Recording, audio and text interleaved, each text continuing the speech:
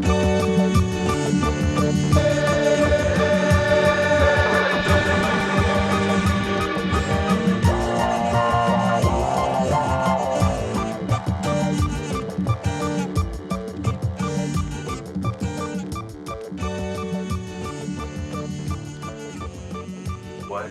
goody?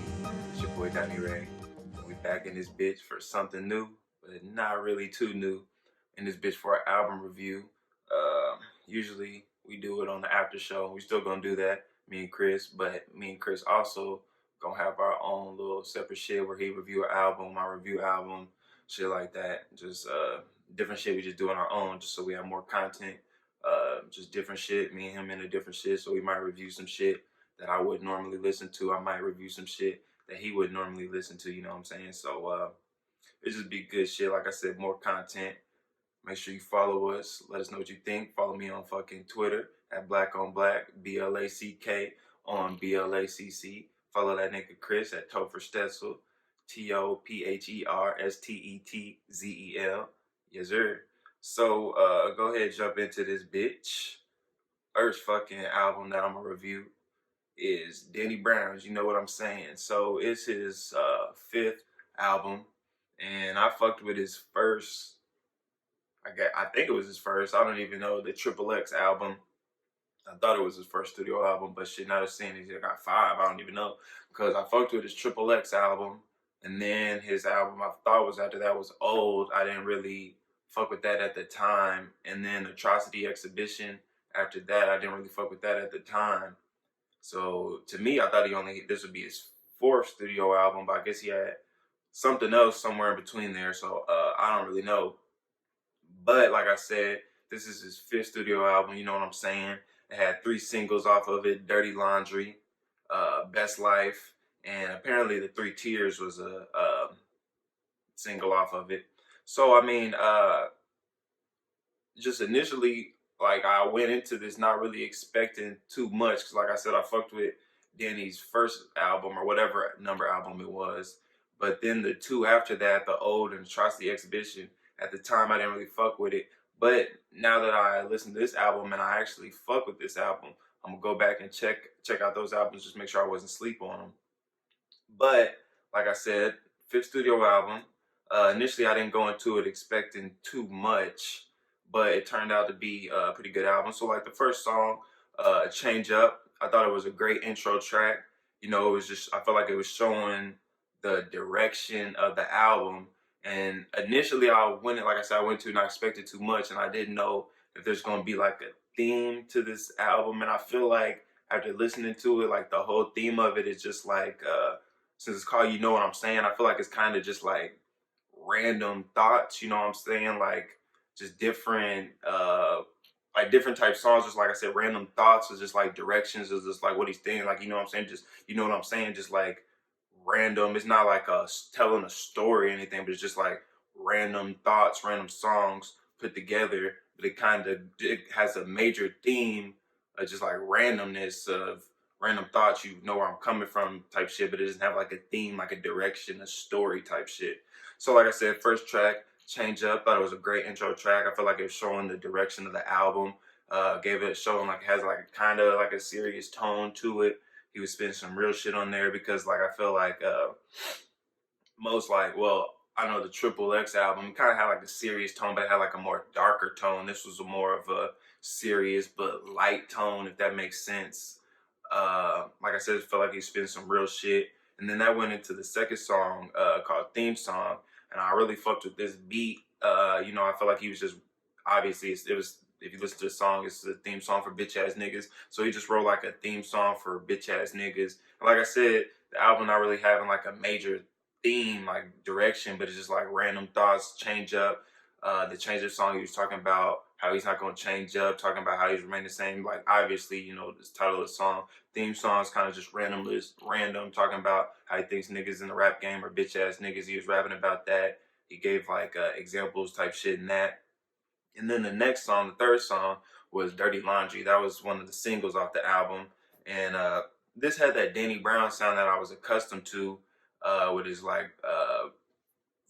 flow. Like he always has that weird flow usually. and like just different shit. Like his I was listening to an interview with him on with Bomani Jones, and he was just talking about how he always used to try to find a different pocket on the beat than most rappers. Like, most rappers ride the beat where you think they're gonna ride it type shit. He said he would always try to find like a different flow, different pocket. And that's the type of Danny Brown sound that I'm accustomed to. And that's what I really felt like he brought out on this single. And the first two verses I felt like he was just rapping, but on the third verse I felt like he kind of brought it together, like what the song was talking about. And he's talking about like getting head, and he's talking about he ended up seeing the chick in the morning when he was doing laundry at the laundromat. So like I said, the first couple verses he was kind of just rapping, showcasing his flow type shit, but he brought it back together on the third verse, which gave it some meaning to actually why he titled the song Dirty Laundry. So then that went into the next song, Three Tears, which is apparently the third single off this album. And it was just had Run the Jewels on it. If you know, that's Killer Mike and LP. And this song kind of had that MF Doom type feel to it, with the lyrics and just the beat type shit. And like I said, this is not a song that was really about anything. I felt like it was just them showcasing their lyrics and flows, which is kind of a MF Doomish type thing.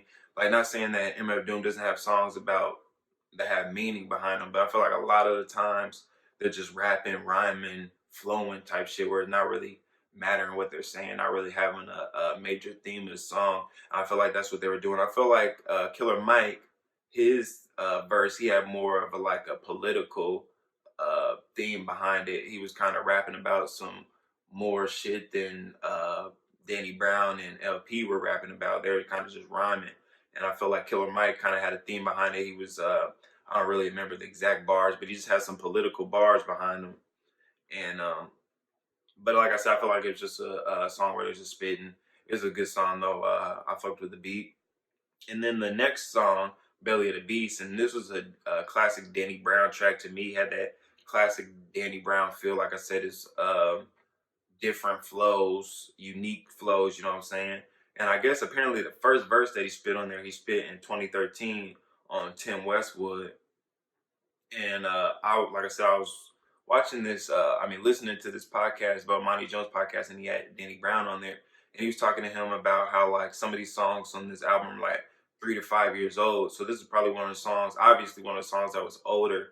He put that verse on there. And that also shows that all these freestyles at these radio stations and shit, people always think they freestyle. Sometimes they're not freestyles, they're just writtens that they memorize. And I don't have a problem with that, because I can't fucking freestyle, but I feel like I can fucking write. But anyway, so like I said, I didn't feel like this song was really about anything. I felt like it's kind of just showcasing his weird flows, and his like I said, those different pockets that he finds on the beat. And Belly of the Beast, like when you first hear that, I kind of thought it was like it'd be like a darker feel, but it has more like a weird feel. Kind of gave me like a Beatles feel to it. Like what's that one Beatles album, Sergeant Pepper's or something? I remember I had to listen to that shit like middle school and shit, and it kind of had like that Sergeant Pepper's vibe to it, Beatles vibe. So the next song was called Savage Nomad, and I really fucked with this beat. It had a fucking crazy guitar sample on it, and then I guess it felt like another song where he was just spitting, but he also had references to like living in border houses and going through rage and shit. And that was a reference to, I guess there was a gang in South Africa called the Savage Nomads, and that was just a reference to that. And I also felt like it was a reference, like he could be calling himself a savage nomad, because if you know about Danny Brown and just like how he grew up, he said he just grew up in Detroit, like he grew up from place to place, like with his like mom and shit, and just the hood and shit, his parents and shit. And I just felt like he could be saying like he was a savage nomad, like he grew up house to house, like he wasn't in one place too long. And I just felt like he could be saying like he's a savage nomad. So the next song after that was Best Life, and I fucked with this beat, had like a vibey, funky beat. And I just felt like he's rapping about growing up in the hood, how he's still trying to live his best life, making the best of what he had, but he also wanted more. And it was just like a real straightforward song. This was also one of the singles off the album, and I fucked with this song. It had a good vibe to it. It's one of his more meaningful songs to it. And like I said, like the whole theme behind this album is just like a bunch of like random thoughts, random places he's coming from. And like this just shows it, Savage, Nomad, Belly the Beast, Dirty Laundry, they all like they don't have a like central theme, but it all goes with the theme of just random places of where he's coming from, you know what I'm saying, type shit. So the next song was actually called You Know What I'm Saying. So this like beat reminded me like an old Tyler the Creator type beat or a Jet Age of Tomorrow type beat, you know what I'm saying? And I felt like it was just Danny like talking to the listener, you know what I'm saying? He was kind of like teaching, but kind of just like saying shit you could relate to, like bars. He was like, you know what I'm saying? Like he was just like saying shit. I don't really remember exact bars. Like, guess I should have wrote some down. Could have wrote some down. But he was just like saying shit that you could relate to, and he was like, you know what I'm saying? He was kind of like I said, kind of teaching, kind of just saying things that you could relate to, uh, kind of just saying a bunch of things. You know what I'm saying? So, next song was called Negro Spiritual, and I felt like this song had like a nerd feel. You know what I'm saying? And had a nerd feel. I feel like it sounded like Pharrell was on the hook, but I guess it was some nigga. I don't know if it's a group. I guess I should have done more research, but I think it's like a group called JPEG Mafia, and that nigga was on there, and he was on the hook, or they was on. It was one nigga, but I don't know if it's a group.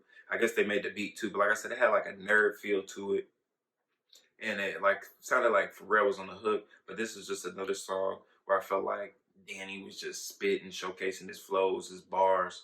But I actually fucked with it, and I really fucked with the beat. Like I said, I really fucked with Nerd Pharrell, so it gave me that type of vibe to it. So I really fucked with it. Next song was called Shine, and I felt like this was one of the most meaningful, if not the most meaningful song on the album. It's like I feel like the song was about how life is full of darkness and evil, and like how those things can try and keep you down, but you got to shine through like a light. And he makes references to how, like in life, everything can be gone in an instant. He talks about the Me Too line. If you know about that recently, like how a female could say Me Too, and this is obviously from a male point of view, but a female could say Me Too and accuse you of something. And even if you didn't do it, it's going to be with you forever, even if it gets proven untrue. It's gonna be with you forever. It can ruin you. So like I said, it's coming from a male point of view. I feel like he was saying that. And then he was talking about just how the system is designed for one strike. And that's how it seems nowadays. Like you do one thing, you fuck up, you say one thing wrong, you do one thing wrong, and the whole society wanna cancel you. And this goes back to some shit that we was talking about on No Filter. Make sure you check that out, episode 218 with me and Chris. And it was just we was talking about how like society nowadays is just so quick to cancel you, and I felt like that's what he was talking about in this song a little bit. He was just, like I said, he was just talking about how life is full of just darkness and shit you gotta shine through. And then the last fucking track on this album was called Combat, and I just felt like he was rapping about how like selling dope and everything is like combat and warfare. You know what I'm saying? Like you gotta watch your back. You never know when the enemy's gonna be coming for you if you selling. Don't want you on their turf. Don't like what you doing. Don't like the money you making. They jealous, whatever. And you just gotta watch your back. You never know when somebody gonna try to rob you, whatever.